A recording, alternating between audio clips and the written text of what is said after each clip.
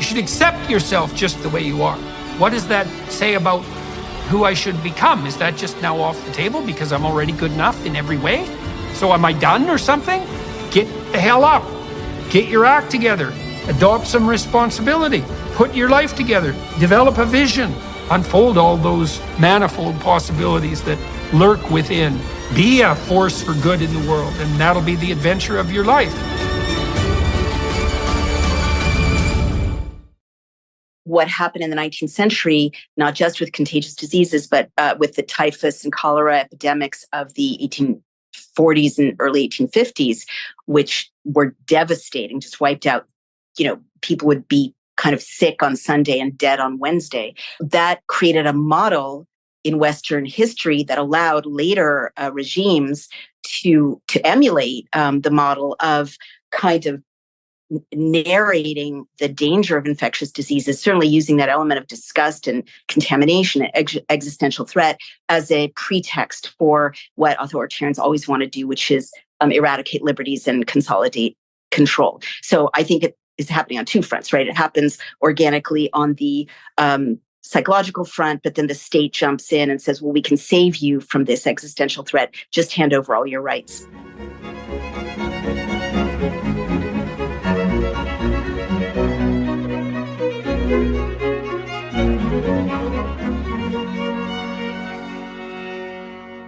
Hello, everyone. I'm pleased today to talk to a thinker on the progressive front for many decades, Dr. Naomi Wolf, an American author and journalist. Her first book, The Beauty Myth, challenged notions of attraction, arguing that they are societally fabricated. This publication became an international bestseller and cemented Wolf as one of the leading spokeswomen for the so-called third wave feminist movement. In recent years, interestingly enough, she's come under fire, especially on the left, for becoming an anti-vaxxer and a conspiracy theorist, a strange destination for a progressive thinker, which led Wolf to write her most recent book, The Bodies of Others, The New Authoritarians, COVID-19, and the War Against the Human. Looking forward very much to talking to Dr. Wolf today to delve into the possession of the left, reprehensible possession in her estimation by the Marxist doctrines that were popularized throughout the 20th century, to understand how that's come about and to analyze the role played by organizations such as the Chinese Communist Party. I guess the first question I have for you, Dr. Wolf, is why did you agree to talk to me? Why wouldn't I? Oh, well, lots of people don't. I've asked all sorts of people on the left for years to appear on my podcast, and the standard answer is, now I don't know precisely, by the way, if you can be placed politically on the left. I know your views have changed somewhat dramatically over time, and we're going to investigate that. But no, I've invited people, especially political figures on the left, to speak with me repeatedly, dozens of times, with no success, let's say. So It's not a foregone conclusion. Most of the scientists and so forth that I ask to talk are, with very few exceptions, say yes. But that's definitely not true on the more social commentary, political side, especially in the political realm. Mm-hmm. So, but it wasn't an issue as far as you were concerned. Well, I guess first I would say I'll talk to anyone, especially about liberty and the Constitution, human rights, and freedom. I think that's my job. And it would be a very boring world if we only spoke to people with whom we know already we're going to agree.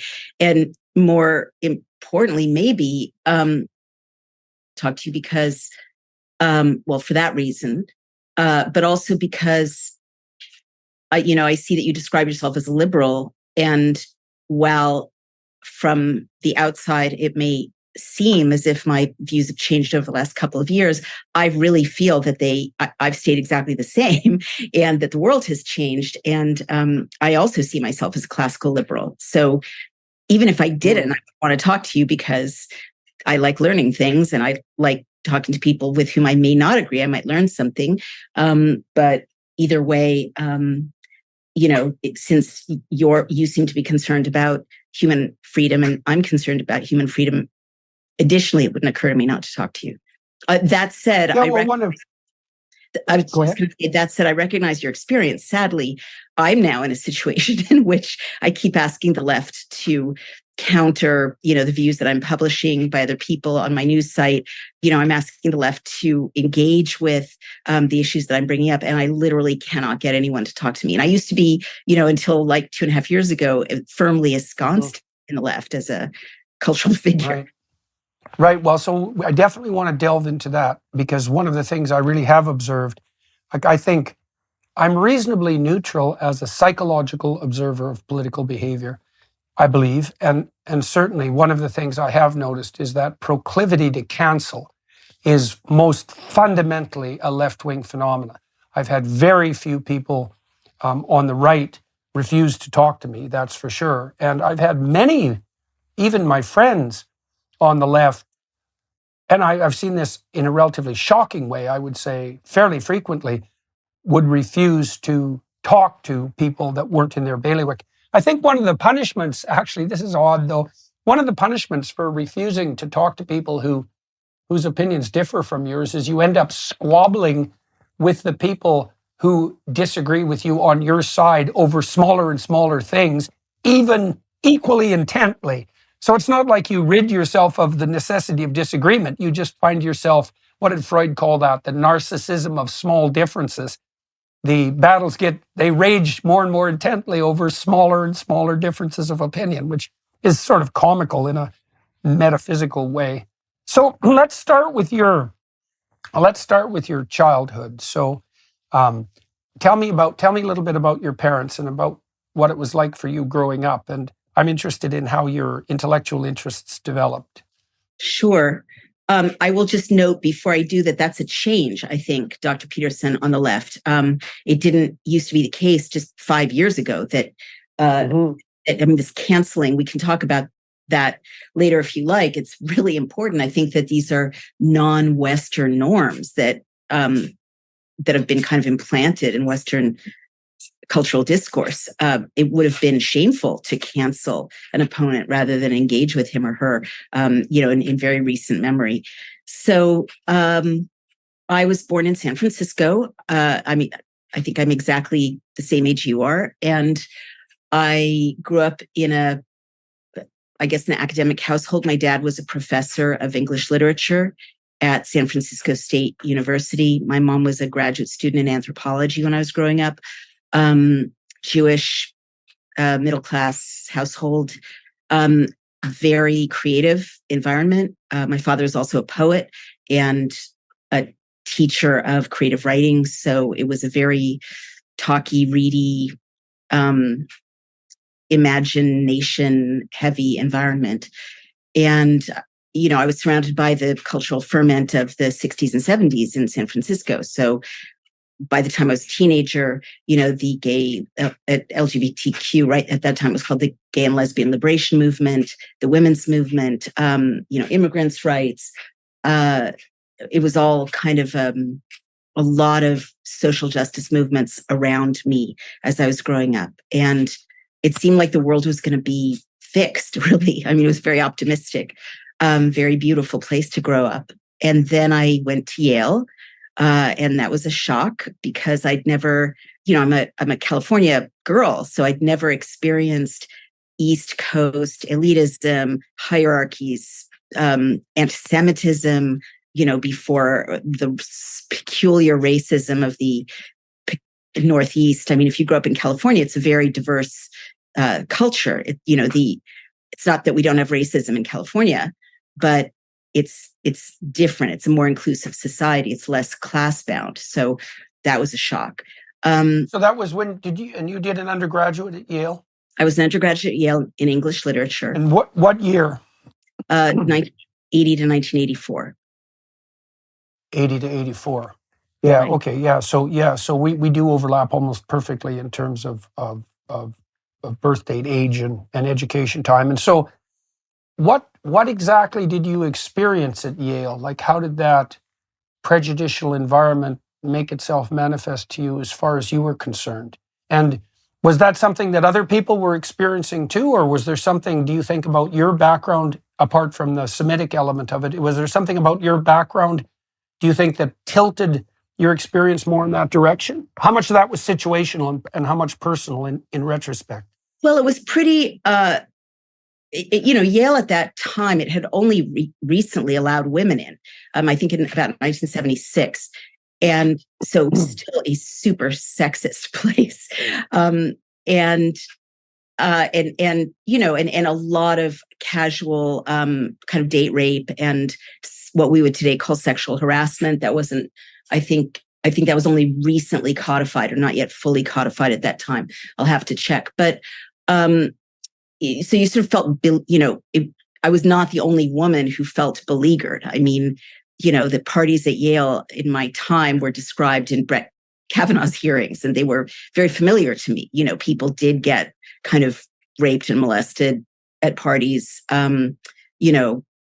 very, very casually at Yale. And there was what do you think the attitude of the typical male undergraduate at that point? I don't know if we would talk about the typical male undergraduate or if we would talk about the more dangerous typical male undergraduate. What do you think the attitude towards women was at that time? And I mean, I'm also interested in the sexual misbehavior problem from a variety of psychological viewpoints. I mean, a huge part of what fuels sexual misbehavior on campus is alcohol. I would call alcohol that, is right. Yeah. I mean, your language, I think, is an interesting difference between us. I would call it criminal activity on campus. Okay. Well, I'm not, I suppose, trying to make the point that that's not the case. I've thought a lot about how those sorts of activities might be addressed and regulated by universities, and they're alcohol fueled to a degree that's almost unimaginable. So alcohol itself is responsible for about 50% of violent crimes, and it's the only drug we know that actually makes people violent. And so I'm wondering, the parties that you're describing, I mean, we know perfectly well that there's a party culture at American universities and that is alcohol fueled, and and alcohol is a very disinhibiting drug. And so if you have a proclivity in a particular direction, alcohol is going to take all the stops off that. So if there's an underlying misogyny or resentment, say, towards women, then that's going to be amplified by an alcohol-fueled event. I'm not trying to make a case for or against the presence of misogyny at Yale. I'm just wondering, in retrospect, when you look at that, what contributing factors do you see to what you experienced? Yeah. So we're diving right into an incredibly, vexed and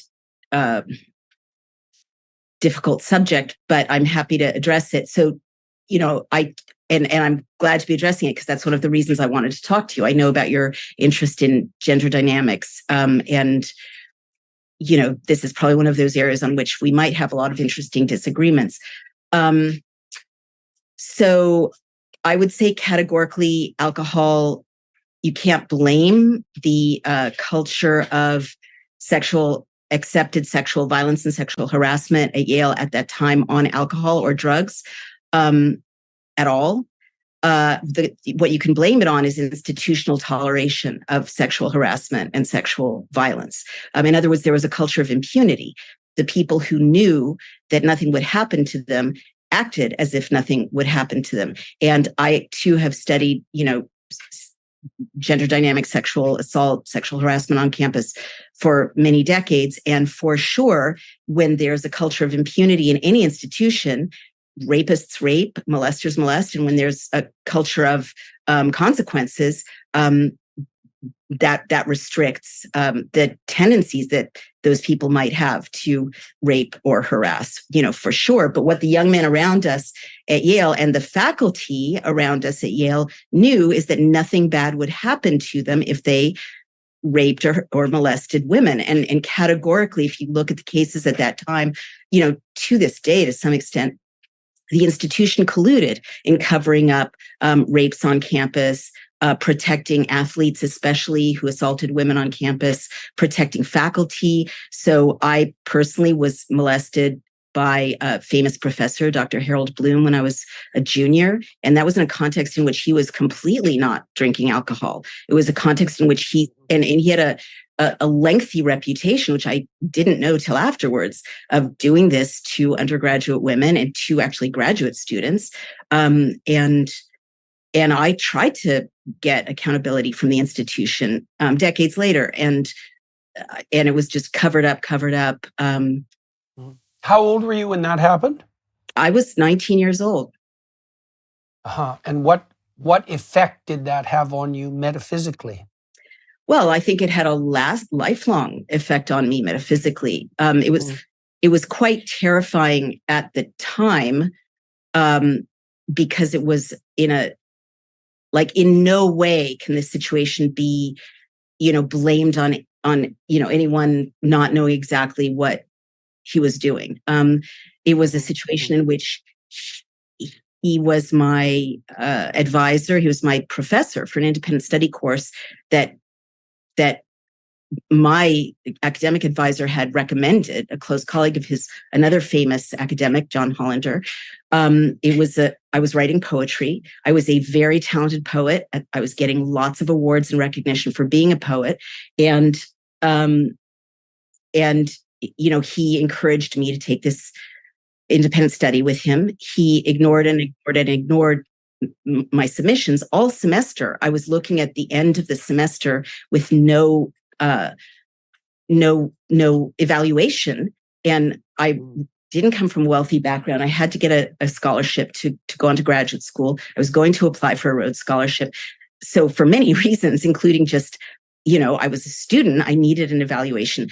Finally, he said, I will come to your house where you live, and I will talk about your manuscript of poetry at that time.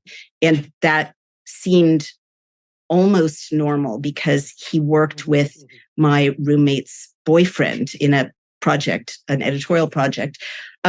So we all had a dinner party at his recommendation, and then everyone left. And I thought he was going to evaluate my semester's work as he had promised to do. And he assaulted me, basically. And we were alone in a house. And, there was no one I couldn't get away. He was huge. He was between me and the door. It was terrifying. He didn't get far. He put his hand on my thigh, and I backed away from him and kind of got as far away from him as I could. And then he kind of got between me and the door. And eventually he left. But first of all, I had been, raped as a child 11 years before. So, which, when I try to talk about assault on campus and, professors creating an environment of sexual assault on campus, a third of minor women have been raped or assaulted or abused by trusted male role models or parent figures or parents by the time they're 18. So, I was already traumatized and I was already terrified. And so, but I did the best I could. It's a double hit, in a situation like that too, because I imagine that you're a good poet at that point. Undoubtedly, you're extremely excited about the fact that someone who's an eminent scholar is taking an interest in and is going to evaluate your work. And so you're looking forward to that on that front. And then you find yourself in a situation where, well, exactly the opposite of what is supposed to happen is happening, to put it mildly. And you said also that was reminiscent of treatment that you had received at the hands of another man much earlier in your life. So this is kind of this important moment where we're a little bit talking not in the same experiential plane, because all of those considerations certainly, would arise, months or years later, right? But what I was concerned about at that moment was survival, because I did not know who would kill me, because when women are raped or molested, especially very young women, you don't know that this person is not going to kill you, right? you don't know that you're going to get out of this situation alive. And I wish, everyone who runs a university, I wish that they would understand that that is what is the experience of someone who is in a situation of being molested or raped, that they literally, don't know if they're going to get out of it alive, because it is such a terrifying, surreal, shocking, assault. It's an assault. So, after the fact, and this is why judges and juries and administrators always misunderstand rape and sexual assault. After the fact, it's like, well, he didn't get very far. Well, you didn't get hurt very much, or, whatever it is. But at the time, it's literally like, am I going to die? Does he have a knife? Does he have a gun? It's absolutely a terror that I can't even describe to you. And it probably would have been even if I hadn't been raped as a child, right? But, there's no way to minimize how existentially terrifying it is to be molested by anyone bigger than you are, who's standing between you and an exit in a house that's far away from any kind of help. No one would have heard me if I had screamed. So, yeah, well, I wasn't trying to reduce what you had told me to the mere psychological consequence of betrayal. I was just attempting, I suppose, in some sense, to amplify it by pointing out that not only did this happen to you, but it happened to you at the hands of someone who was trusted and who was entrusted with fostering your development. And it's the gap. Part of what constitutes psychological trauma is the gap between expected behavior and actual behavior. And in a situation where you're at the hands of someone who has a stellar reputation and you're at an institution that's supposed to guide and develop you, then the depth of, if someone attacks you in a dark alley in a rough part of town, that's a terrible thing. But there isn't that additional element of betrayal of an entire institution and an entire developmental pathway that goes along with it. That doesn't mean it isn't awful. It just misses one dimension of awful. Right. So thank you, Dr. Peterson. So you're quite right. So the initial trauma was just the physical, terror. The subsequent trauma, goes to what we were saying, like what allows a rape culture on campus. And, that was when I brought this up with people around me, including my dean. And basically the, 360-degree response from the institution was, he's well known for this. Don't do anything about it. He'll ruin your career. So, and, other women who tried to bring it up had their careers destroyed. So why didn't you have your career destroyed? Well, I think I did have my career destroyed. I wanted to be, I wanted to be an English professor, in his same field. I wanted to teach Victorian literature, English literature. That's all I wanted to do my whole life, and be a poet. And I had to take a complete detour for the next, 3 decades, because he was still alive, and that wasn't an option for me. And even, like all the way. Okay, so tell me exactly why it wasn't an option for you. Like what were the mechanics of the impositions that were put in front of you as a consequence of this sequence of events? So, I know he was very influential, and I can understand vaguely why that would have had a cascading consequence. But had you continued pursuing your education in the literature domain, why exactly would it have been that you wouldn't have been able to find the kind of academic job, for example, that your background might have otherwise provided for you? Well, that's a good question. I guess he casts such a gigantic shadow over the whole field. He was the great authority in Victorian studies, for decades after that, and it was just communicated to me that I couldn't get a letter of recommendation. I couldn't get, obviously I wasn't going to even be in the same room with him to solicit a letter of recommendation, but it was communicated to me that the way, into graduate school. Like if I applied to any graduate school and they saw that he had been on my transcript, they would have said, why don't you have a letter from Dr. Bloom? Yeah, okay. I see. Yeah. And what's right. Because that's a glaring omission. Totally. And then it would have been up for question they go whether to you him. were the troublemaker or he was the Exactly. They troublemaker. go to him, right? and whatever he wants to say, he'll say. And that was also communicated to me clearly by people who cared about me, who were warning me. He had done that before, right? It didn't even take women coming forward for him to ruin their careers. If he had, molested them or approached them and they'd rejected him, which I had done, I guess, in his view, he closed every door academically. So it was clear to me that I had no future in my chosen field as long as he was alive.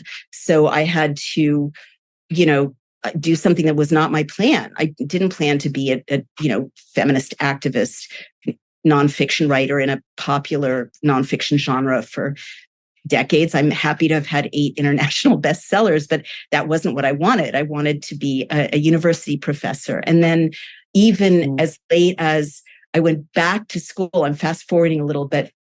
I thought it was safe because he was very elderly to go back to college. So I became a Rhodes Scholar in spite of him. And I went to Oxford, and I'll, fast forward. So it was finally, I was like almost 50. And I thought, okay, it's safe to resume my education and become a professor of English literature.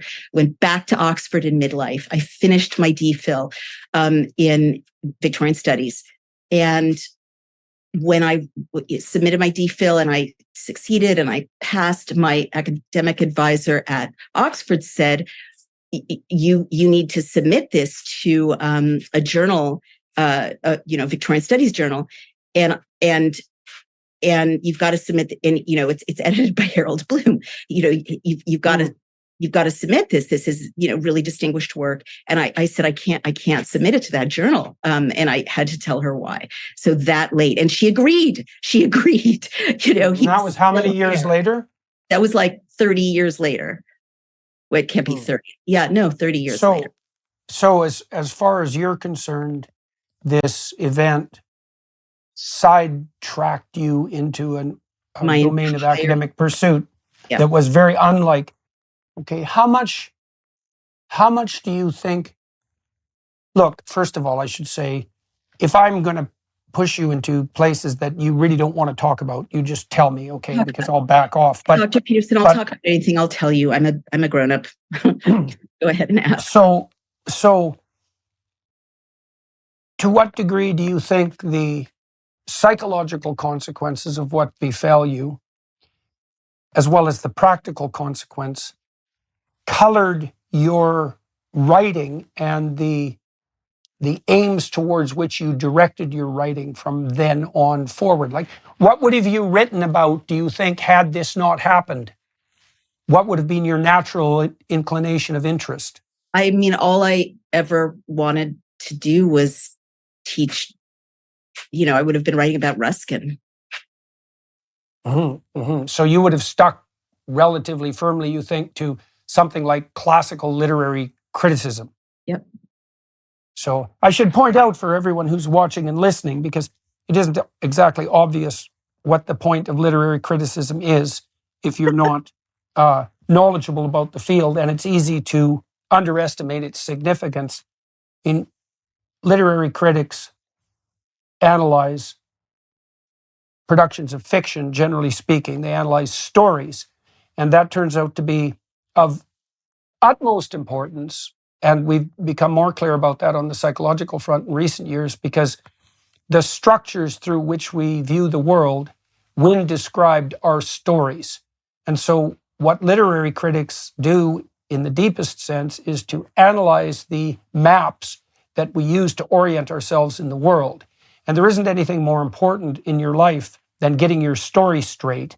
And people who are astute literary critics, Northrop Frye falls into this category as far as I'm concerned, are extraordinarily helpful at helping people orient themselves in terms of where they devote their attention and their action. And so it's easy for people who aren't intellectually oriented, let's say, and who don't have a deep educational history to not understand why literary criticism is so important. but it is very important. And so you were going to devote yourself to classic literary scholarship, but you got derailed. And okay, so now you went from Yale to, was it to Oxford next as a Rhodes Scholar? Okay, now you said that your ambitions to pursue a professorship in English literature were derailed, but you did get a Rhodes Scholarship, and that's not easy. So how do you reconcile the potentially competing claims that, well, perhaps a career in English literature would have still been open to you, given that your academic background was positive enough so that you got a Rhodes Scholarship? That's not a simple thing. Yeah, I can answer that easily. The Rhodes Scholarship Committee was looking for different things. They weren't narrowly focused on, the gateway to credentialing someone for graduate studies in English literature. They were looking for leadership and,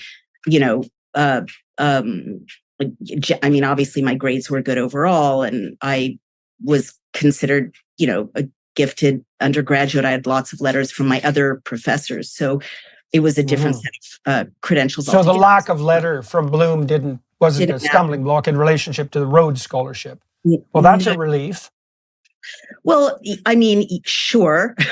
But imagine, Dr. Peterson, if you had to succeed in an area that was entirely not your choice for your life. Yes, well, I can imagine that, because that's happened to me in the last 7 years. So it's, I'm no longer a professor at the University of Toronto, which wasn't exactly in my plans. In that respect, we have had similar journeys. I am sorry that happened. Now, I had many decades of pursuing pretty much precisely what I wanted to pursue. So that's a major difference. But I have some experience with being dislocated, let's say, sorry about that. In a manner that wasn't, c'est la vie. Things have worked out quite well for me, but it wasn't what I had planned, and so, and I suppose that's the definition of life, is it isn't what you've planned.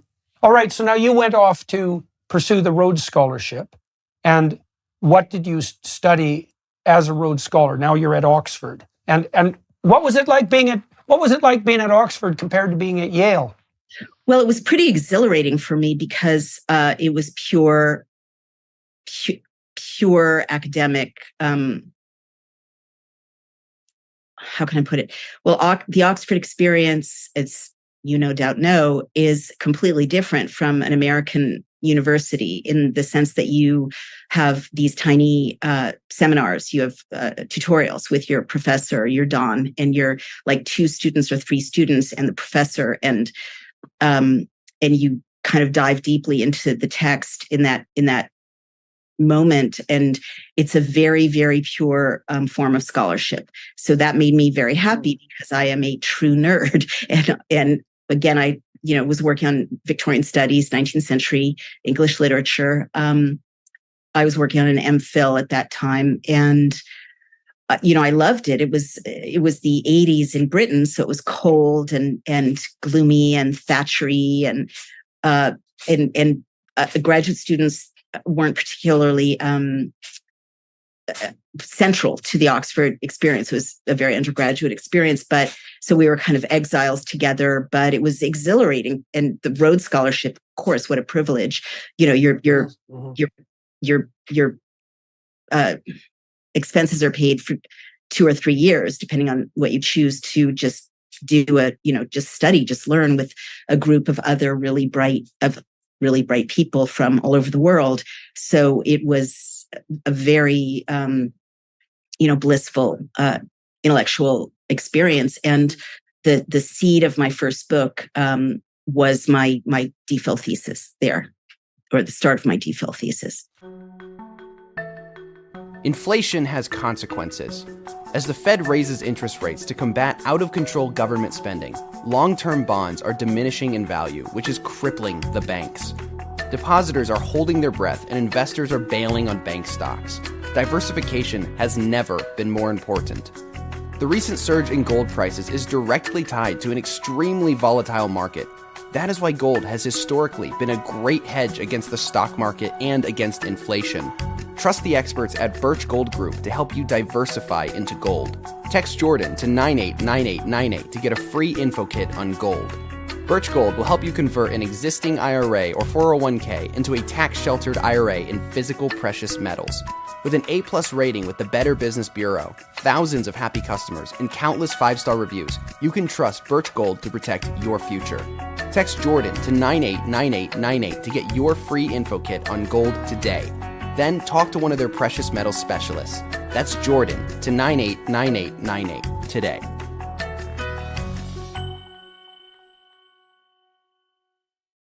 The culture that you'd experienced at Yale that we already walked through, how different or similar was your experience on that front at Oxford? Now, you're a little older and you're with a little older people, so in principle, the level of average reprehensible behavior has decreased somewhat just on those grounds alone, but were there marked differences in the social culture, let's say, and in the attitudes of the authorities?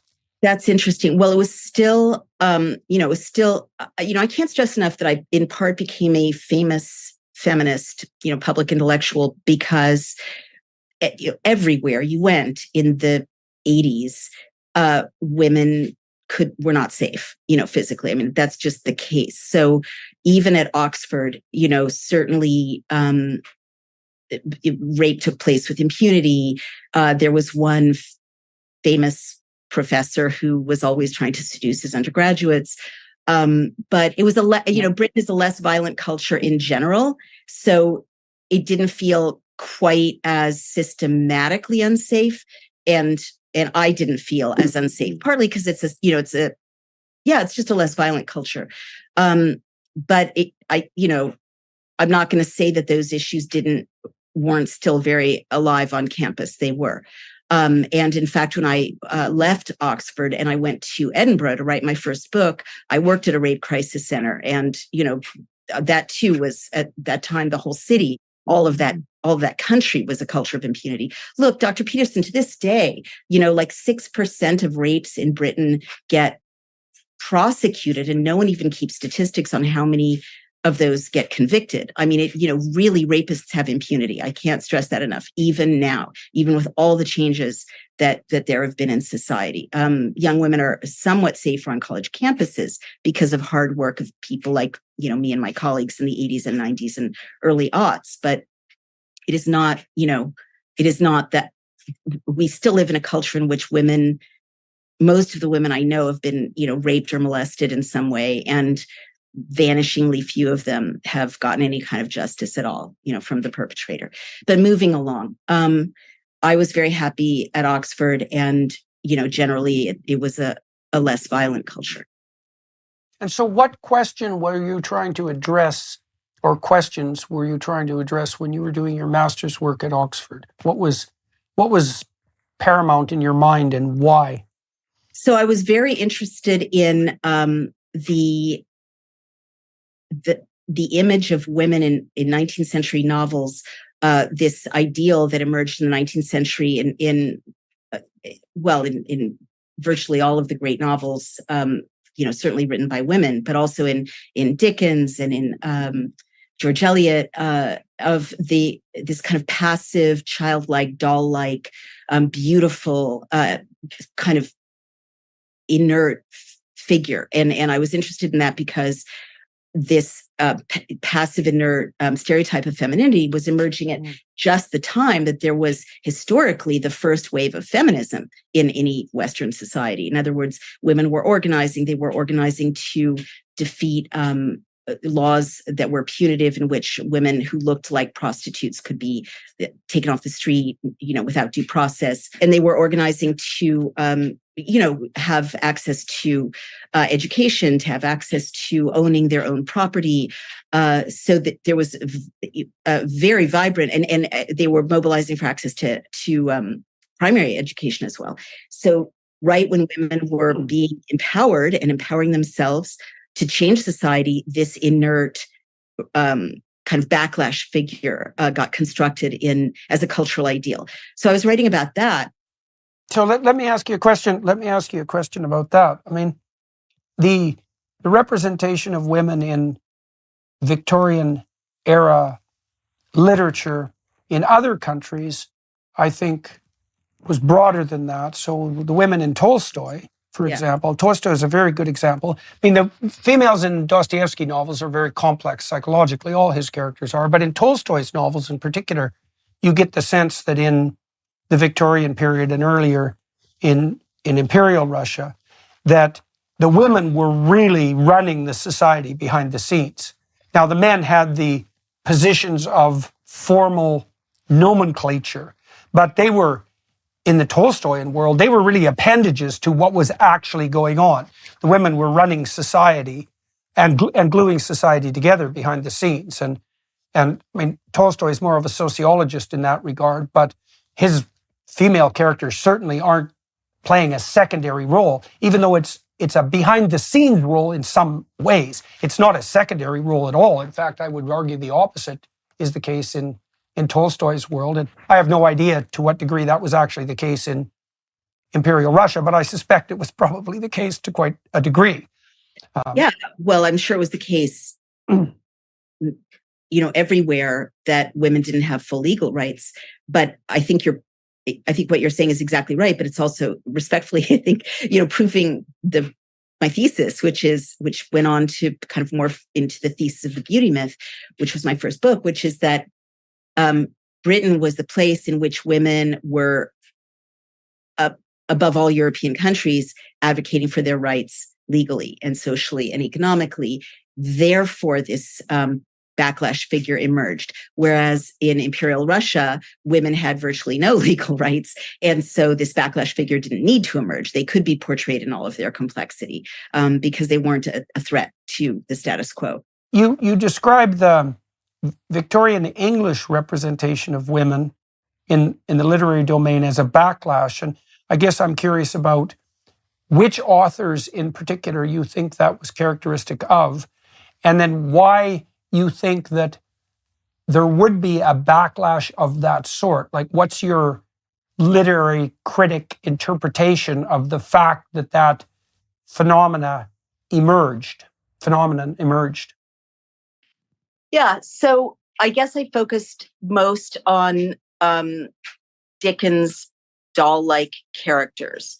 But also, if you look at Middlemarch, there's a very common kind of pairing in fiction in the middle of the 19th century, especially written by women, in which there's, Dorothea Casaubon, who's complex and has it rich in her life and is, quite a revolutionary in her own right, trying to change society. And then her kind of antagonist, who's this kind of, pretty, usually blonde, passive, manipulative, superficial character. And you see that kind of dialectic in other novels at that time, but also just in popular culture. I mean, it was the dawn of popular, pop culture in the sense of lithography and pretty soon photography by the 1840s, 1850s. And so you're also getting these beauty ideals, which were impossible, of, 17-inch waists, corsets in which women couldn't breathe. Literally the fashion of the middle of the 19th century, in contrast to just like the 1820s, 18 teens, where, Jane Austen's time, women could move around, right? They could breathe, they could walk, they could argue, they could, express their full personalities, even though they had no legal rights. By the 1850s, with hoop skirts that were kind of 5 feet in diameter and posed a threat of, setting you up in flames if you got too near the fire, layers of petticoats. As I mentioned, whalebone corsets that really didn't let you take a deep breath, clothing that weighed several pounds, just, in terms of the weight of what you had to wear, changes of clothes multiple times a day if you're middle class, the fact that you're dragging your skirts through kind of manure and mud, all of this, interestingly, this kind of hampering fashion came about at just those decades in which women were Let me ask you a question about that. A couple of questions about that. So the first, I have two very different questions. The first is that syphilis really became a widespread public health concern amongst the Victorians, and it was a very dreadful disease and took a very large number of forms, and also was transmissible from mother to child. And interestingly enough, the Europeans, when they hit the Western Hemisphere, brought a whole host of extremely serious transmissible diseases with them, measles and mumps and smallpox, and that devastated the Native community, maybe up to 95% of the Native community. And the Native community returned the favor in very minor ways, one of which apparently was syphilis. And so there was a real twist in sexual mores that characterized the Victorian period, in part because syphilis was such a terror. I think the AIDS scare was nothing compared to the syphilis scare. And so it's hard to know exactly what the emergent fact of syphilis did to the conceptualization of the relationships between men and women on the sexual front. It certainly made prostitution, for example, a much greater public health danger. And so that's one question. Another question is, the Victorian era was characterized by the generation of a substantive amount of wealth. And one could argue that part of what was happening on the Victorian beauty front was the advertisement by aristocrats that they could tolerate this encumbrance in the name of beauty because they had the financial resources to sustain it. You know, there's an example of that biologically in principle, would be the peacock's tail, which is extraordinarily beautiful, but also quite the encumbrance. And apparently part of what it signifies, especially if it's perfectly symmetrical and well-formed and heavy, is that the male who sports that plumage has sufficient health and resources to pull that off without dying. And so now, and it seems to me that some of those Victorian excesses are reasonably understood on the biological front as manifestations of that kind of, what would you say? Well, it's an exuberance of display on the sexual front. Now, there might be all sorts of negative consequences of that in relationship to other elements of men and women's lives.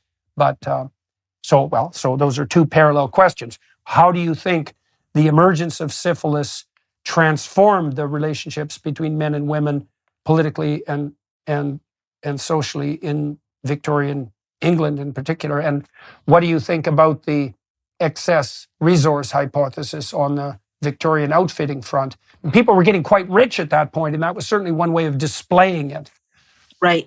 Yeah, I understand your questions. So certainly you're absolutely right about the spread of syphilis and gonorrhea as very fundamental to social concerns around sexuality in Britain in the 19th century. Absolutely. And that was, the source of the Contagious Diseases Acts was this argument by the state.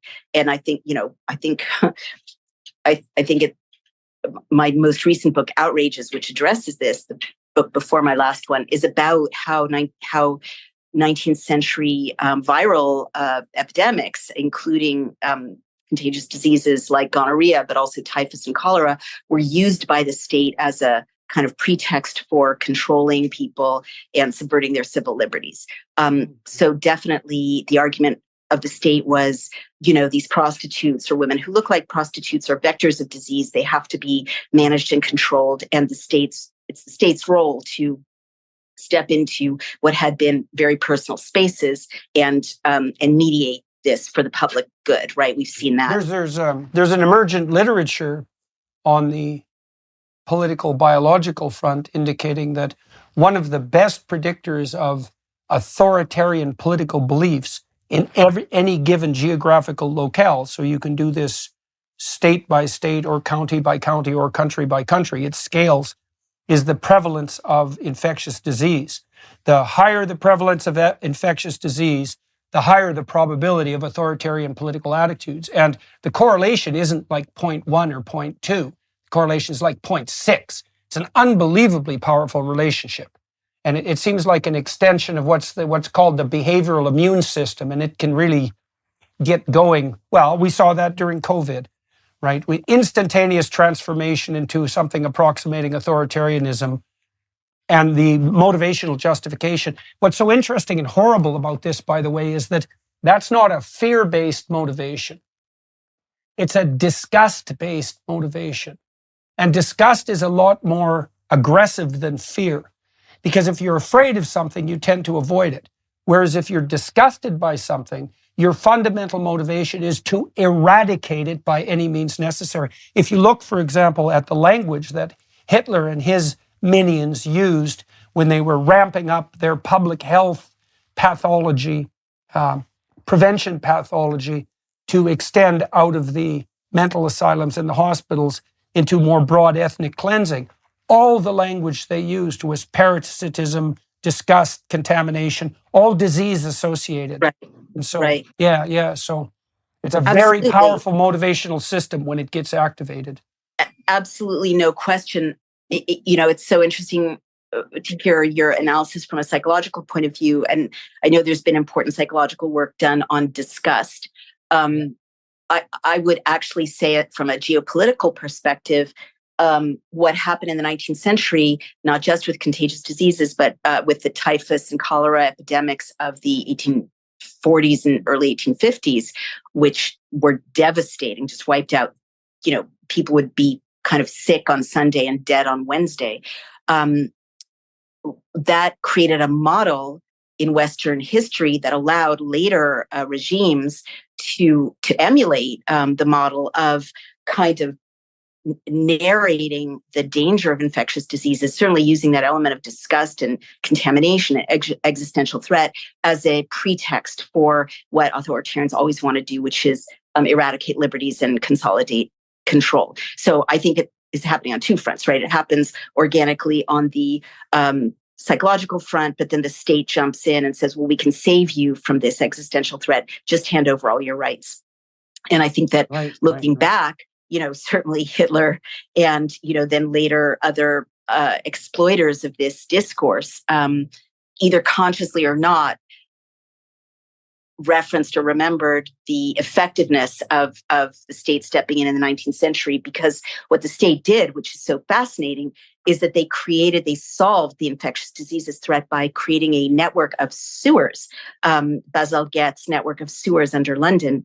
And the first municipal sewage system solved the problem largely. It saved people. And so that was a fantastic argument for the state to say, look, individuals can't do this. The individual home with its cesspit, with its, miasmas, is the source of contamination. One person's private contamination affects the commons. Therefore, you need the state to mediate the commons. And the metaphor that I look at then is the internet, right? It established this idea that there's a commons between us that can be contaminated from one person's private space to another person's private space, and therefore the state needs to patrol and police the commons. Elysium Health is dedicated to tackling the biggest challenge in health, aging. And they make the benefits of aging research accessible to everyone. Elysium creates innovative health products with clinically proven ingredients that enable customers to live healthy lives. Elysium works with leading institutions like Oxford and Yale, and they have dozens of the world's best scientists working with them. 8 of them are Nobel Prize winners. Their flagship product, Basis, focuses on NAD supplementation, which is a key component in cellular aging. They've sold over 3.5 million bottles of this supplement alone. Matter is a brain health supplement that slows natural brain loss. A recent survey of doctors showed that 92% of them would recommend Matter to combat brain aging. Elysium also offers cutting-edge solutions to help support your metabolism and immune system. If you're not sure where to start, consider their amazing tool for measuring biological aging called Index. Not only will Index assess how quickly you've been aging across 9 different bodily systems, but it will also recommend simple changes to your day-to-day life to change how quickly you age. In honor of DNA Day, for a limited time, Elysium is offering 15% off site-wide on all Elysium products. Go to elysiumhealth.com/Jordan and enter code DNADay23 at checkout to claim this offer before midnight on April 27th. That's elysiumhealth.com/Jordan. Enter code DNADay23 for 15% off.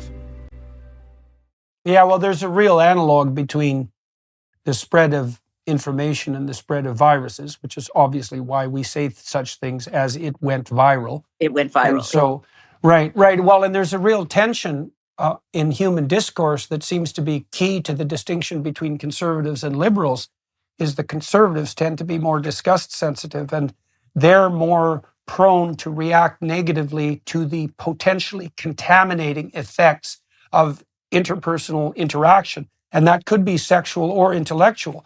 The liberal types are, it's as if the liberals bet that the advantage to free exchange will outperform the disadvantage of contamination, whereas the conservatives tend to make the opposite bet.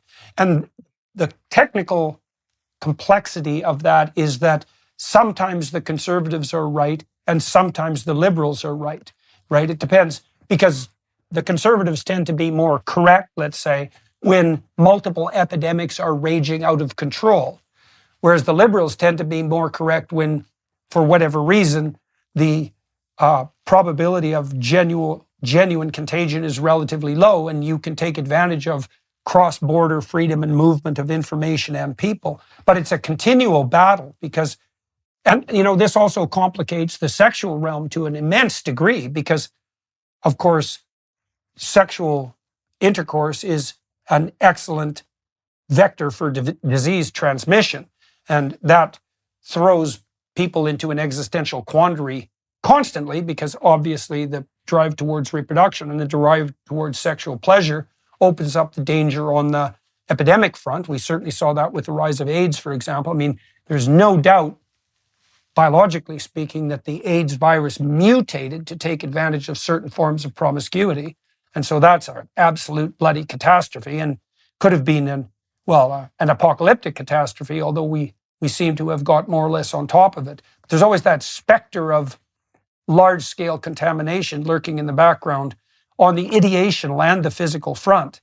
And people certainly differ widely in their instinctive reactions to that too. And so IQ is actually associated with disgust sensitivity, as it turns out. So the lower your IQ, the more disgust sensitive you are. Now, the effect isn't walloping, but it's not negative. Well, you can also understand that, because imagine this, is that the smarter you are, the more useful the free exchange of information is, because you can take advantage of it. Well, if you can't take advantage of it, you're differentially exposed to the threat of contamination. And so that makes things, as if things aren't complicated enough already, that adds an additional dimension of complexity. One of the things that I learned that was truly horrifying, by the way, was the degree to which the progressive campaign towards ethnic extermination in Germany was driven by public health concerns and a hypothetical compassion that underlay that. If you examine that developmentally, it's actually quite terrifying, because the Nazis actually started what eventually became their extermination campaigns with public health campaigns that were quite effective at eliminating tuberculosis. Yeah, absolutely.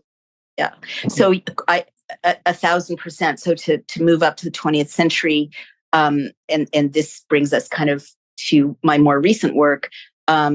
Absolutely, there's a fantastic book called Racial Hygiene, and of course the classic The Nazi Doctors, that makes just this point that before the Nazis were even in power, there was this very effective public health campaign that enlisted, just like in the last few years, medical professional associations, enlisted doctors, played on their desire for status and recognition.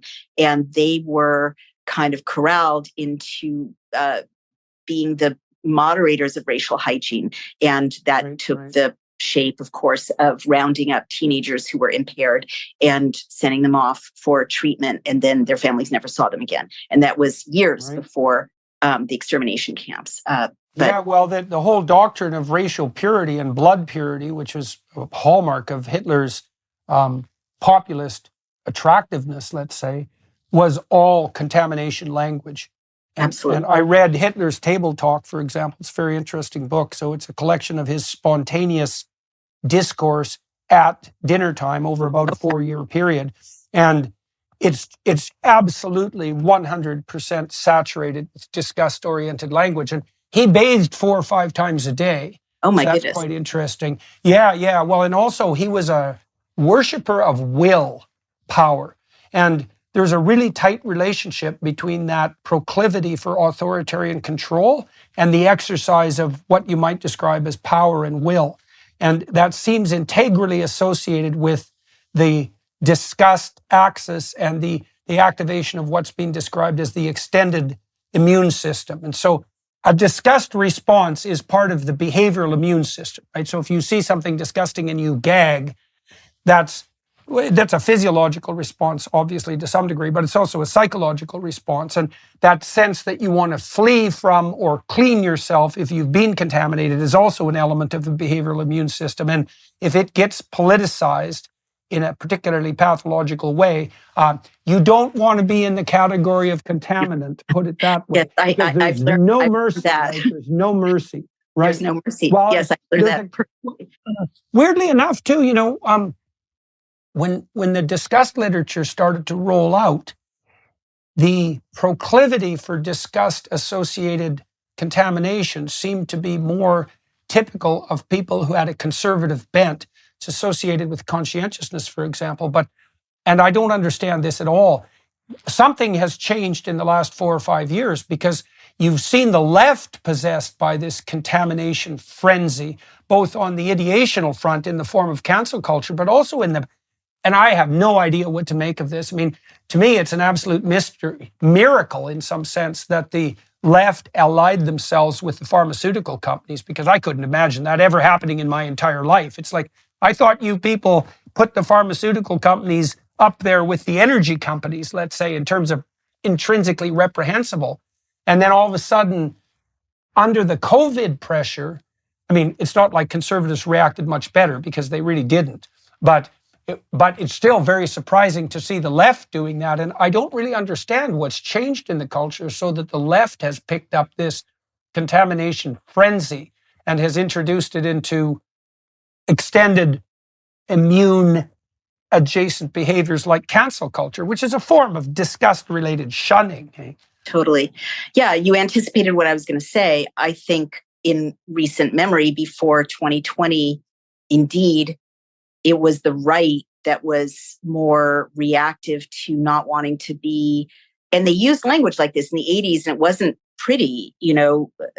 I remember in the AIDS epidemic, it was conservatives talking about the fear of infection from homosexuals, or, and it was ideological infection, cultural infection, as well as a fear, which was irrational, of physical infection. But indeed, the polls have completely flipped. And it used to be, as you say, that liberals in America, and I'm using the American usage of liberals, people on the left, were more open to cross-pollinating ideas, more open to immigrants, more open to the strange, the other, the alien, more open to freedom, right? Free speech, the free speech movement. And it was conservatives who were, concerned about porousness, if you like, ideologically, and on a community level, maybe even on a personal level, purity.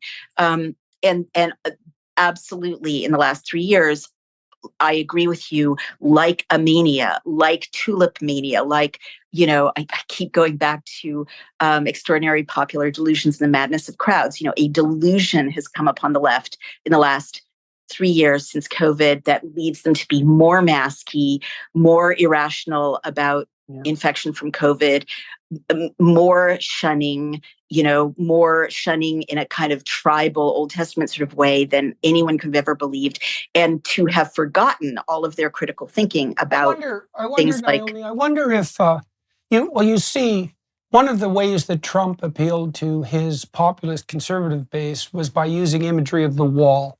And that's pretty effective imagery when you're appealing to people who are intrinsically conservative. But I wonder, maybe what's happened is something like this, is that the rate of change has accelerated to such a degree that it's even exceeded the psychological capacity of those who are more open and creative to assimilate, right? Because we've never been in a situation like that in the history of the world.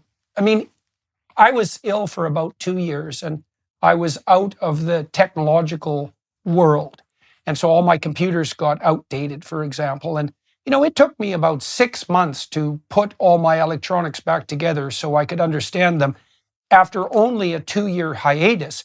And we're in a situation now where there's unbelievably radical change in virtually every dimension of human endeavor that you can possibly imagine.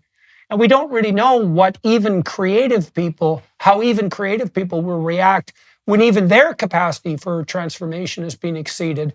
So maybe you're seeing the emergence of a strange kind of conservatism on the more open left that wouldn't have been likely in a time when things were changing somewhat slower. Because I have no idea what to make of it. I don't know. I'm not persuaded because, the changes have.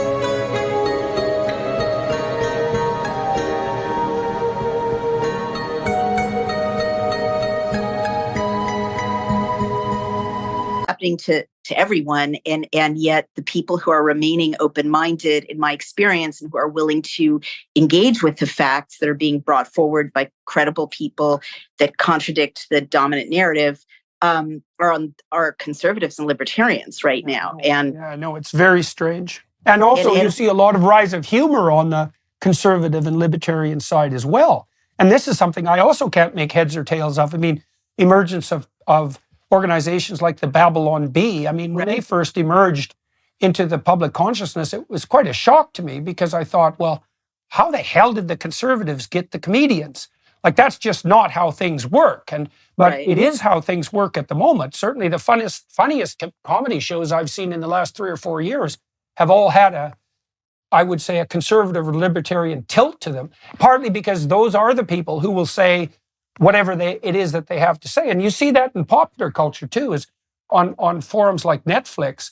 It is the more libertarian and conservative comedians who are certainly A, the funniest, and also B, pulling in the largest audiences. And so I don't know what to make of that. I mean, I think we can make of it, and I feel kind of empowered to say this as having spent my life on the left. The left hopefully temporarily has lost its mind. So there's a lot more to make fun of.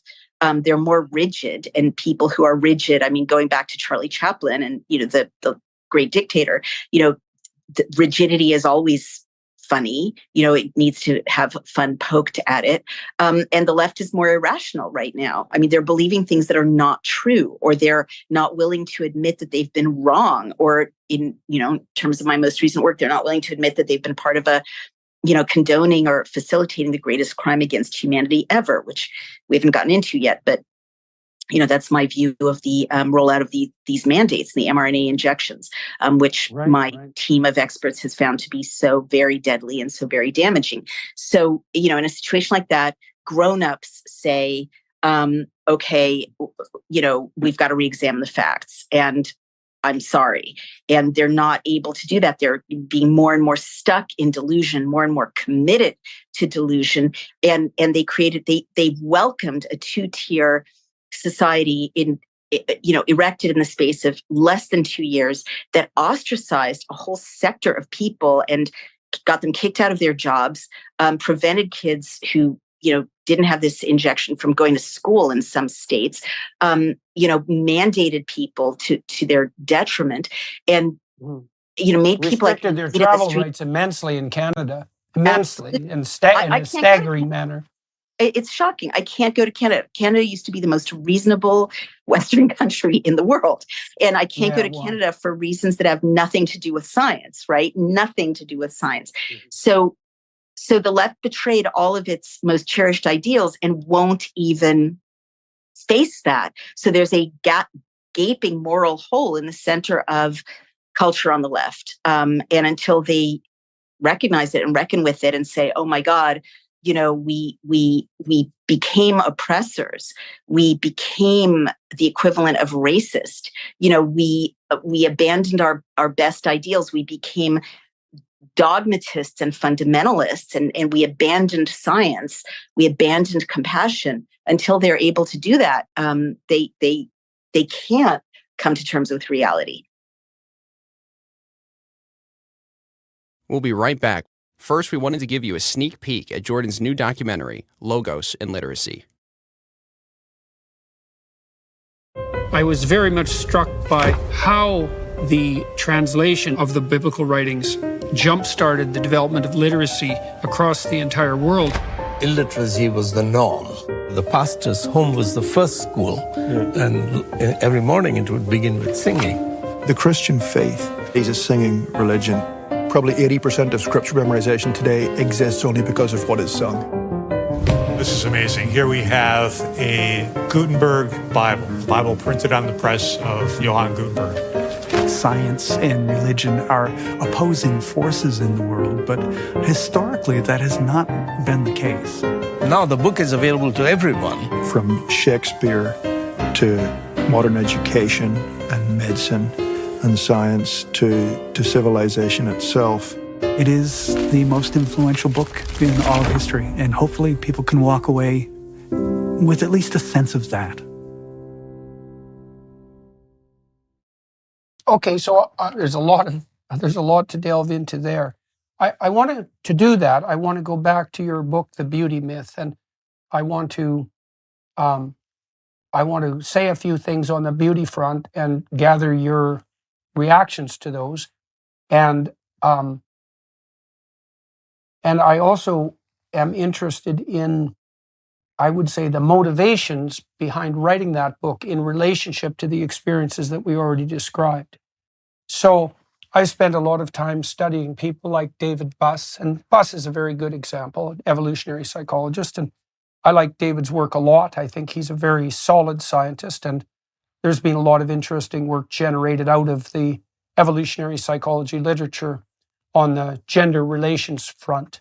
So, for example, one of the more compelling findings from the evolutionary psychologists is the relationship between perceived sexual attractiveness, particularly in the long-term mating context, and socioeconomic status. Now, it's probably not socioeconomic status as indexed by wealth. It's probably wealth as an index of productive competence. But in any case, the correlation between perceived mate attractiveness with regards to women perceiving men, the correlation between socioeconomic status and perceived attractiveness is about 0.6, which is a higher correlation than the correlation between general cognitive ability and grades. And I use that as an example because that's one of the most robust and powerful findings in the social sciences.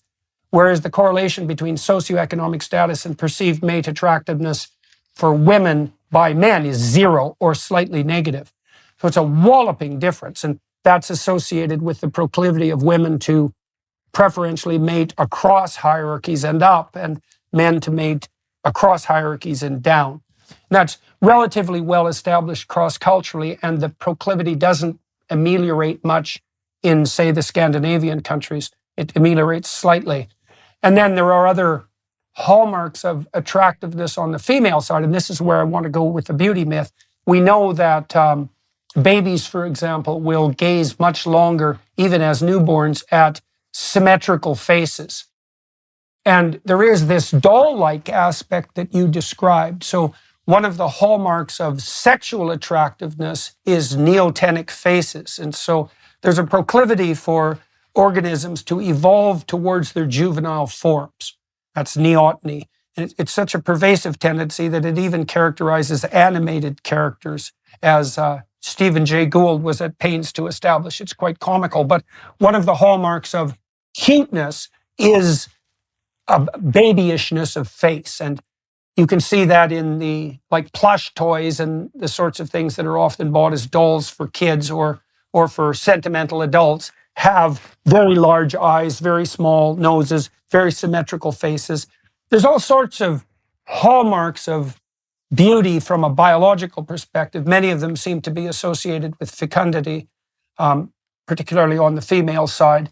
And that is very harsh. It's a very, very harsh standard. And when I read The Beauty Myth, which was a long time ago, by the way, because it was published in what, 91? 93, yeah. 93. I was curious about what you made of the biological markers of beauty and how you think that plays into, what did you describe, the Iron Maiden straitjacket that's placed on women in terms of what the ideal of their sexual self-presentation. Right. So thank you for asking. You may be right. It may actually have been 91, came out first in Britain and then in the United States. So respectfully, I'm familiar with these arguments, and respectfully, I'm very familiar with David Buss's work, and I think that it's fundamentally flawed, and I'll get to why. So first, let me concede. Of course, it's thoroughly documented that there are markers of health and attractiveness, health and fertility that are often cross-cultural, and certainly symmetrical features. Rosy skin showing good circulation. Youth. All of those are kind of transcendental markers for attractiveness. However, one giant intellectual flaw, respectfully, in pretty much all of the studies that I've seen of the evolutionary biologists is that they focus on these markers in women and they don't test for what women find attractive in men. They project or they construct kind of experiments or surveys that prove tendentiously, in my view, that women find wealth or professional accomplishment attractive, and that kind of substitutes for physical beauty. But they don't ask women who are heterosexual, what are the markers for you of beauty in men or attractiveness in men? And if they did, and they don't, they would find broad shoulders, they would find, symmetry, they would find maybe, penis size. They would find maybe a muscle tone that shows that they can kind of effectively, impregnate a woman. They would probably find height as a marker, right? And it's notable to me. They have investigated that. I mean, there is a fair bit of overlap in the biomarkers, let's say, for what men and women find mutually physically attractive. Although the way that's manifested varies to some degree. As you pointed out, shoulder to waist ratio, for example, is a marker, as you can see in superhero portrayals of men, for example. And the cardinal difference seems to be too, though, it's also not, the sophisticated evolutionary psychologists don't assume that women are after wealth. What they assume is that women will use markers of wealth as indicators of productive competence. Right, but let me get there, please, because to me that's also a conceptual flaw. I'll get to why in just a minute. But I have to note for the record, as a feminist analyst, that I have literally never seen a study that asks women if they find penis size a marker for sexual attractiveness. And I think scientists don't want to run that study. Male scientists don't want to run that study because it would be unpopular conclusions.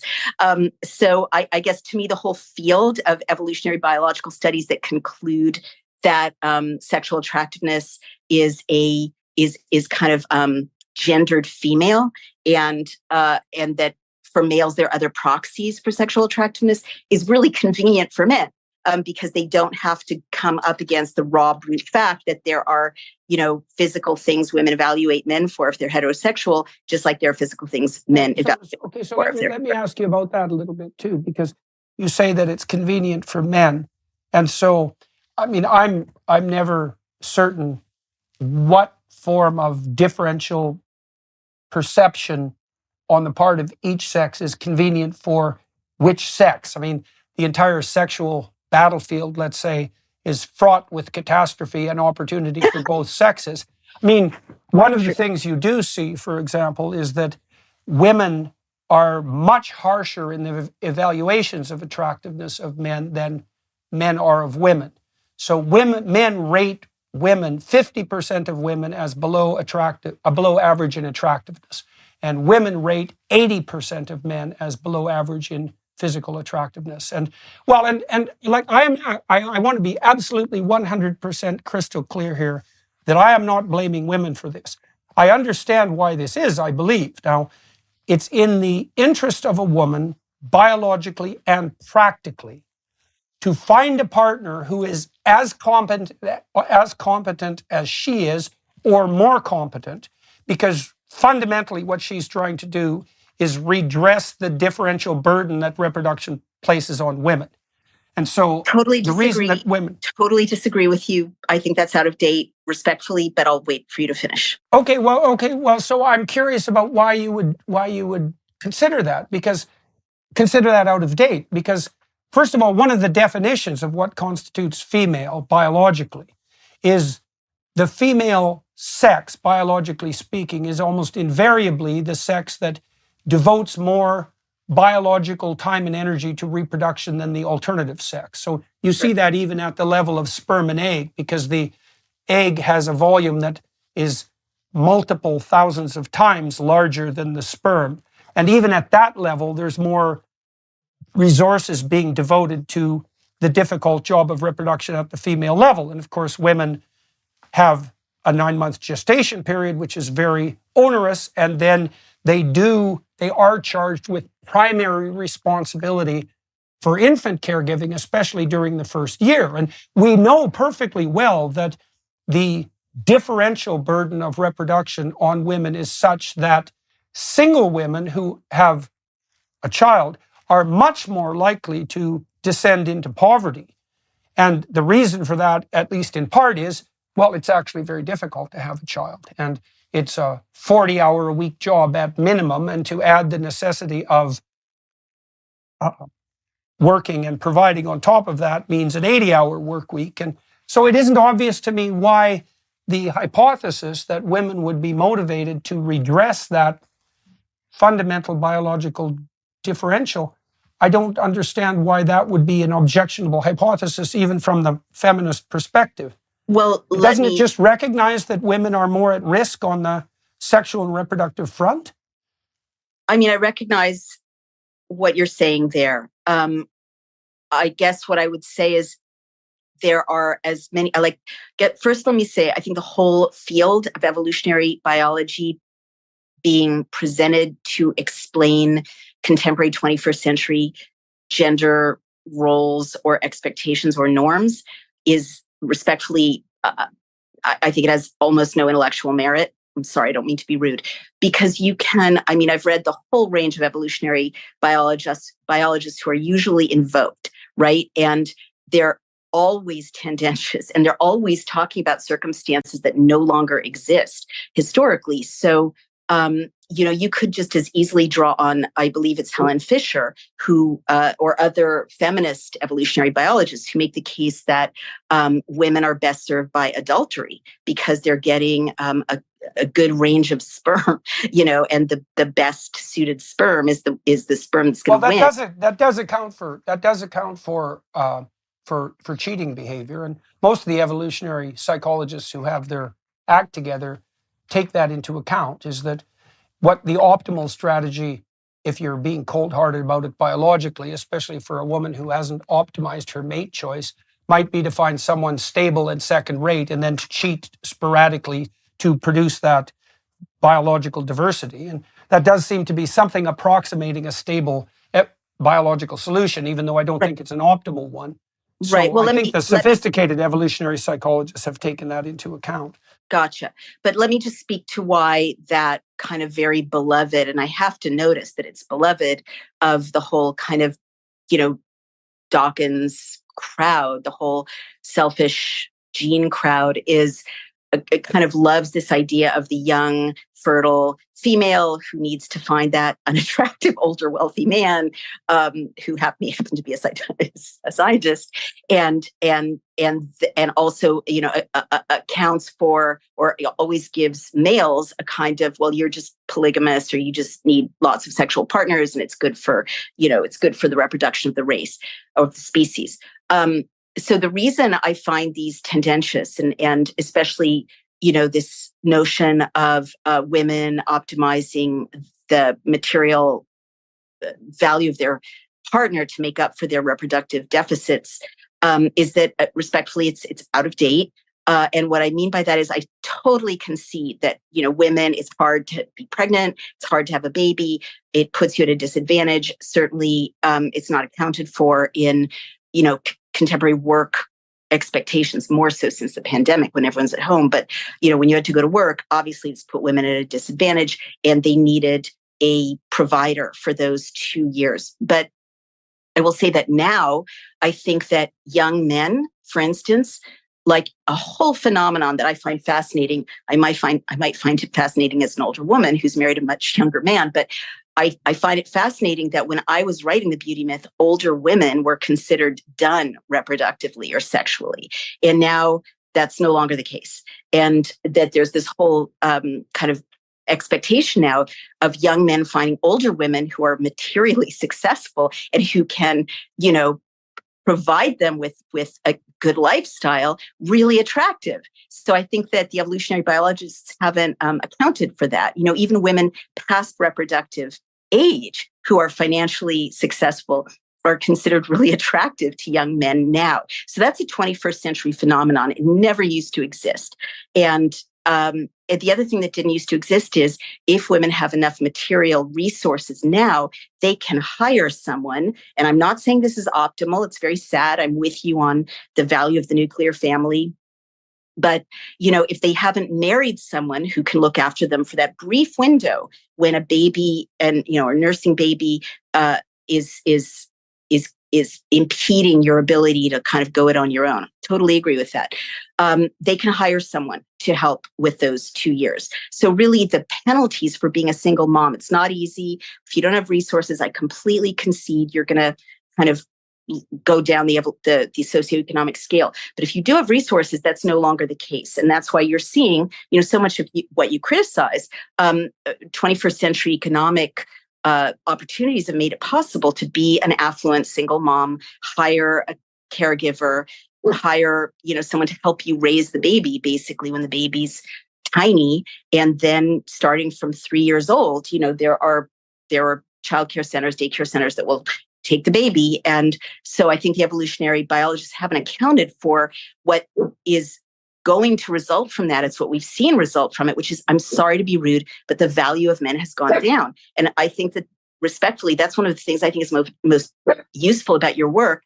Respectfully, I've been thinking about this. I think that's why you've been so targeted by the establishment, is that you talk about the value of men, and you talk about, how men can be relevant and consider themselves to be relevant and have a role in 21st century society. So I think the great unspoken or underanalyzed phenomenon of the 21st century is the deconstruction of the value of men, which completely upends the evolutionary biologists' kind of narrative about men and women. And, respectfully, to kind of end on a happy note, I do think the value of your work is that you're trying to give men, and succeeding in a lot of ways, a role in 21st century society in which they do.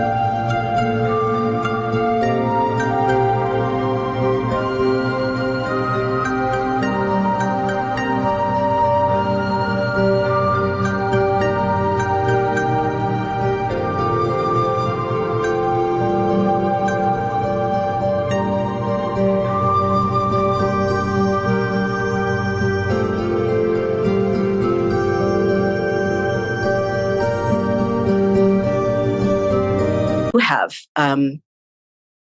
value, but it's not going to be the same value they had before women could go it alone. That's an interesting subtopic, because I've insisted to my viewers and listeners who are disproportionately male on the YouTube front, mostly because YouTube is disproportionately male. It's about 75-25. And so I don't differ from that much, by the way. In fact, I think I have more female viewers than average by that baseline standard. I've suggested to my young male viewers continually that if they're rejected by all women out of hand, that they have to take that burden onto themselves and not assume that all the women are wrong, and that what they should strive to do, well, the probability that you're right and 4 billion people are wrong is 1 in 4 billion. It's rather low. And so you have to take that as a brute fact in some sense. And it might be unfair in that women, like men, use a set of criteria that you could describe as arbitrary in some sense to make their judgments. But there's some things you're not going to win an argument against, and that's definitely one of them. But one of the things I've suggested to young men is that if they concentrated on making themselves productive and generous, that the probability that that will increase their ability to find a mate is extraordinarily high. And I do think that's the case, and that advantage accrues as men mature. So what do you think of that as attack? I mean, I want to thank you for my marriage, because you are my husband's. He said, "Tell him he's my spirit animal." You are one of my husband's kind of role models, and he listened to you. And so, unlike other men of his generation, he was all about like picking up the check and being a provider, and it's really attractive. So 100%, I agree with you. Why was it attractive? Well, to you? so now I'm going to throw a little bit of a wrench in your argument. It was attractive to me because everyone likes someone who is competent enough to, make money, I guess, at whatever level they're making money. It shows that they're not a feckless, immature, dependent person. And everyone likes someone who can look after them. But what I'm going to add there is that I think men like women who can look after them too. And I think men like women who are competent too. And I think just like it's sexy when a man picks up a check, it's sexy when a woman picks up a check, in due course. And I've heard plenty of men say, well, I took her out 3 or 4 or 5 or 6 times and she never made a gesture to pick up the check. And that's not attractive, because women, I think that's the attractiveness of reciprocity. Is one of the things you really do want in a partner over the long run.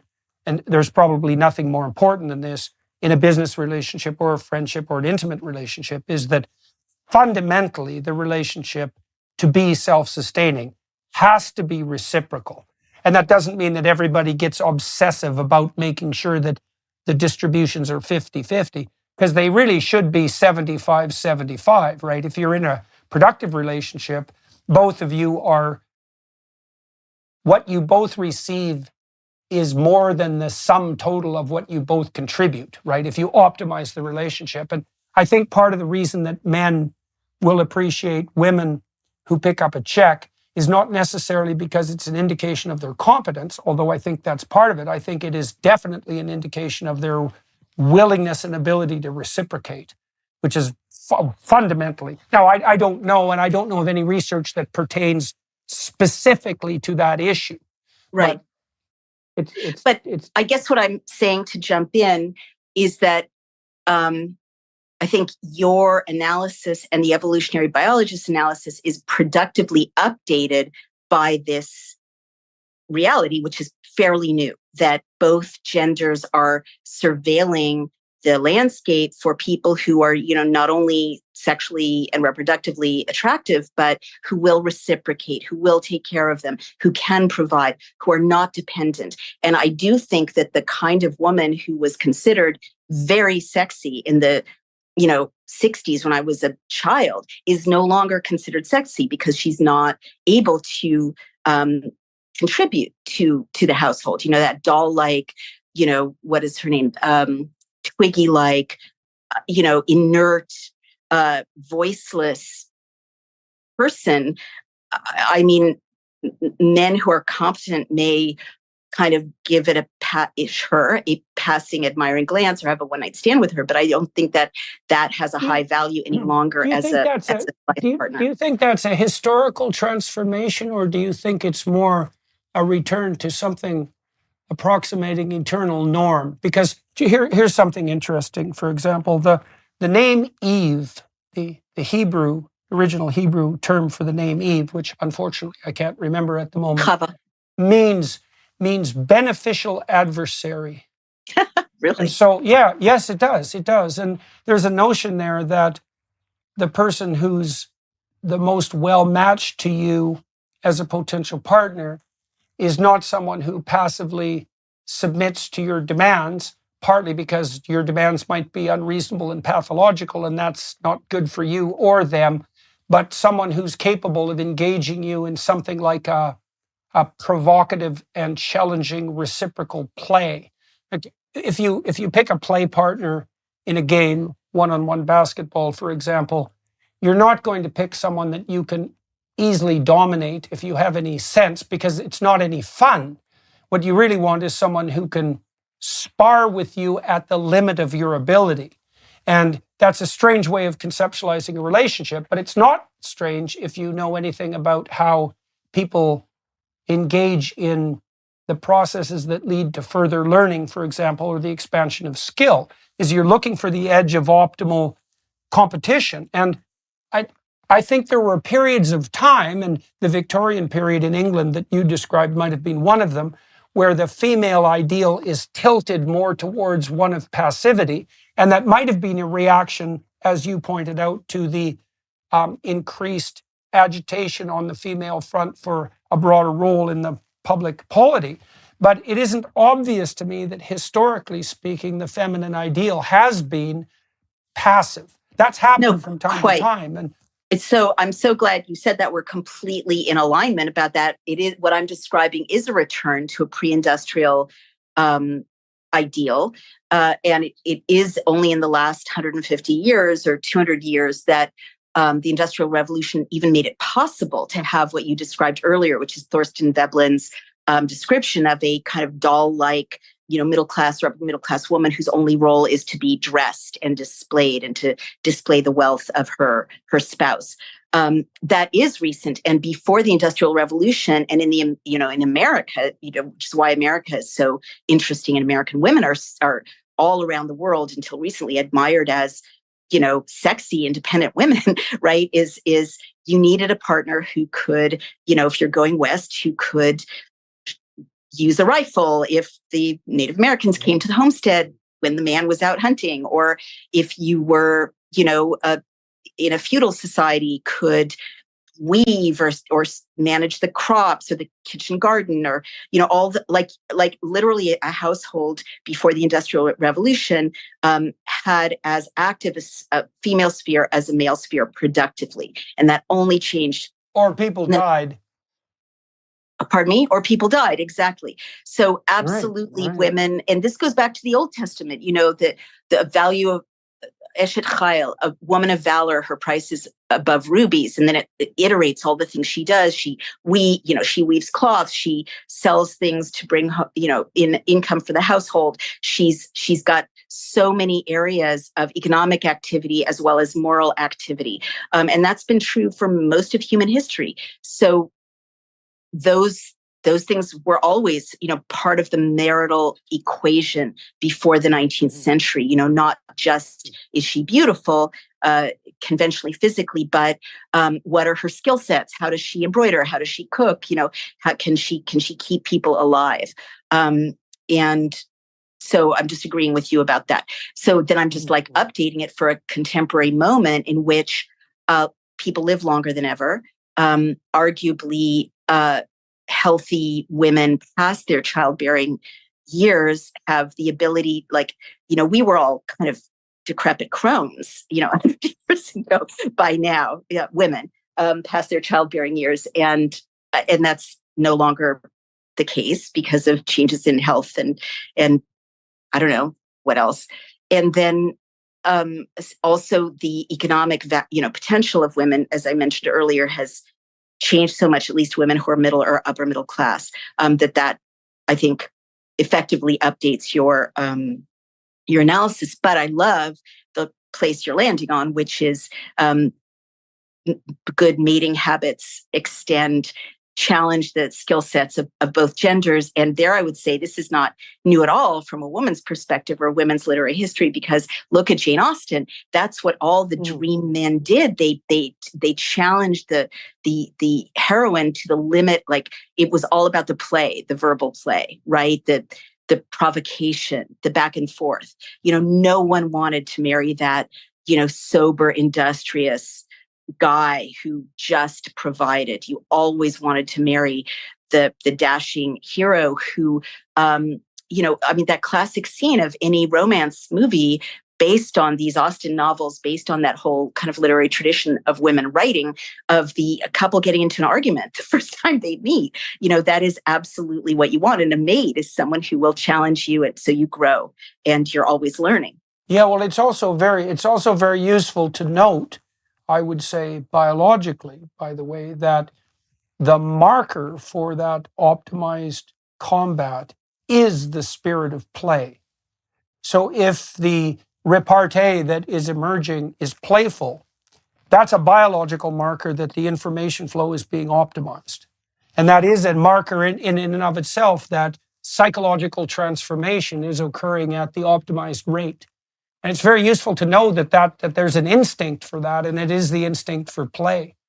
It's a good thing to keep at hand, because then when you're engaged in any activity, if you can elevate the level at which you're engaged in that activity to the level of free play, that really means that you're manifesting a real expertise in that domain. That would be certainly true in intellectual discourse, and I think we've managed that to some degree in our conversation so far today.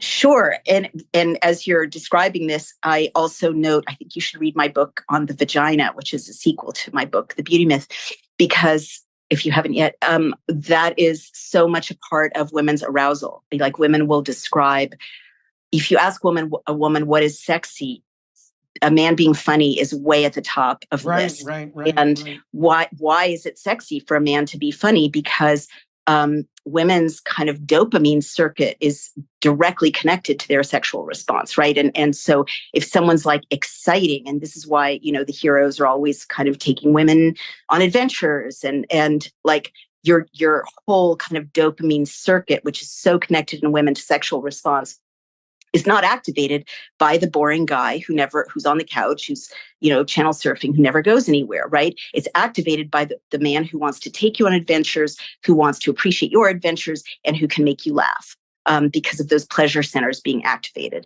So really interesting, right? But that's different than just taking out like the boring guy with a big credit card. The laughter issue is a really interesting one, because the thing about comedians is that they strike to the heart of the matter. They say what's not sayable in a manner that's socially acceptable, but slightly transgressive, right? And so they're demonstrating, when they do that they're really attentive to the, what would you call it?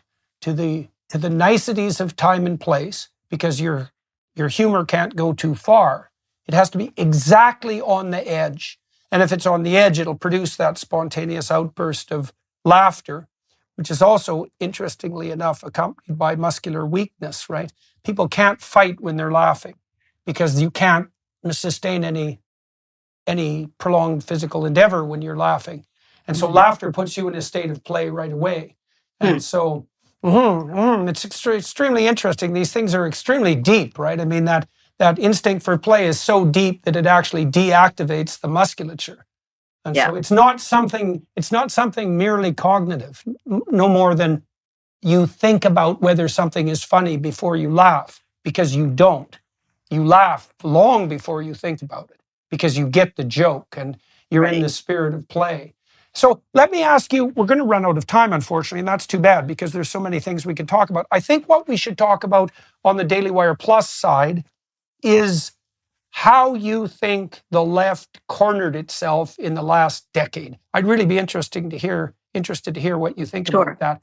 What I would like to do, maybe to close up our conversation, because we are almost out of time, is I'm curious about, I'm always interested in people's motivations, being a rabid clinical psychologist. And so I'm always digging under the surface, I suppose, to try to clarify things.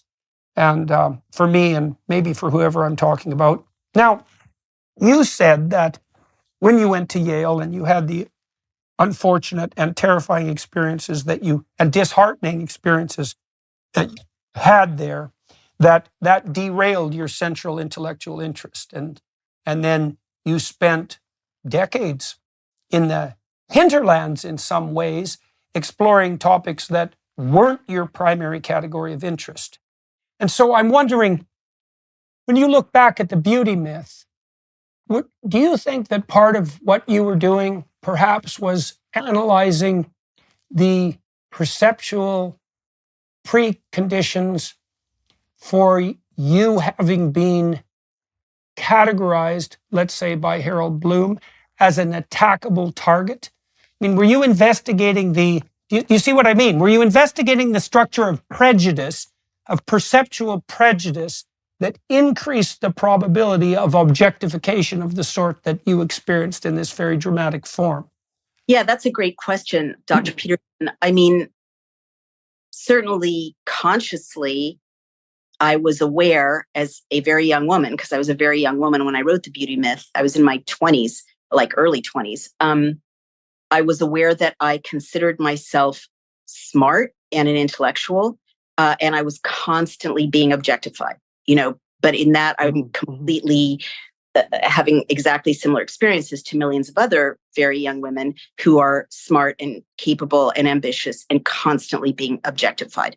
So absolutely, The Beauty Myth was an effort to understand that in order to get through it and, master it and integrate it to some extent.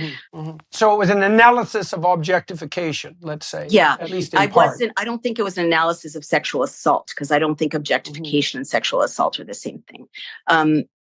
But I do think if you're looking for unconscious motivations, my work dating from the end of America, in which I was focused on torture and surveillance, and my more recent work in which I recognized how violent a coercive society can become, definitely arose from my experience of being raped as a child and then molested as a young adult, because they're on a continuum. And the body responds to these things the way the body responds to torture or to war.